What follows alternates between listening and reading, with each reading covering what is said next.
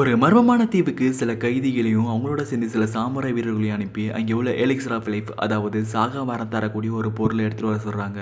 அது ஒன்றும் சாத்தியம் கிடையாது. ஏன்னா அங்கே மனிதர்களோட கண்களுக்கு அப்பாற்பட்ட ஏகப்பட்ட விசித்திரமான இன்னும் மனுஷங்களே பார்க்காத அளவுக்கு புதுசான உயிரினங்கள்லாம் அங்கே இருக்கு. அதை தெளிவாக சொல்லணும்னா அங்கே போனவங்க யாருமே இன்ன வரைக்கும் உயிரோட திரும்பி வந்ததுக்கு ஒரு சாத்தியமே கிடையாது.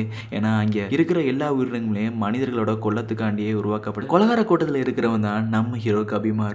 அவன் பாஸ்ட்ல ஏகப்பட்ட தப்பு பண்ணியிருந்தாலும் ஒரு டாப் லெவலான ஒரு இடத்துல இருக்கான். அங்க இருக்கிற எல்லா கைதிகளுமே பாஸ்ட்ல ஏதோ பெரிய பெரிய கொலை பண்ணிட்டு இருந்தவங்கள அவங்கள வண்டி தான் பிடிச்சிட்டு வந்து வச்சிருக்காங்க. உங்களுக்கு எல்லாம் லைஃப் செட்டில்மெண்ட்டா அப்படி சொல்ற மாதிரி நீங்க எல்லாருமே அந்த எலிக்சர் ஆஃப் லைஃபை கண்டுபிடிச்சிட்டு வந்து கொடுத்தீங்கன்னா உங்க எல்லாருக்குமே நீங்க பாஸ்ட்ல பண்ண எல்லா தப்புக்குமே உங்க எல்லாருக்குமே விடுதலை கிடைச்சிரும். அதுக்கப்புறம் இந்த சீரீஸ்ல அந்த ஐலாண்டுக்கு போன பிறகு என்ன நடக்கும், அதோட அந்த ஐலாண்ட்ல எலிக்சர் ஆஃப் லைஃப் இருக்கா இல்லையா, அதோட கண்டுபிடிச்சாங்களா இல்லையான்னு சொல்லி இந்த சீரீஸை பத்தி நீங்களே தெரிஞ்சுங்க. இந்த சீரீஸோட பேரு தான் எல்ஸ் இன் பாரடைஸ். ஒரு சூப்பரான சீரீஸா இருக்கு. இப்போதைக்கு இங்கிலீஷ் லாங்குவேஜ்ல அவைலபிள்.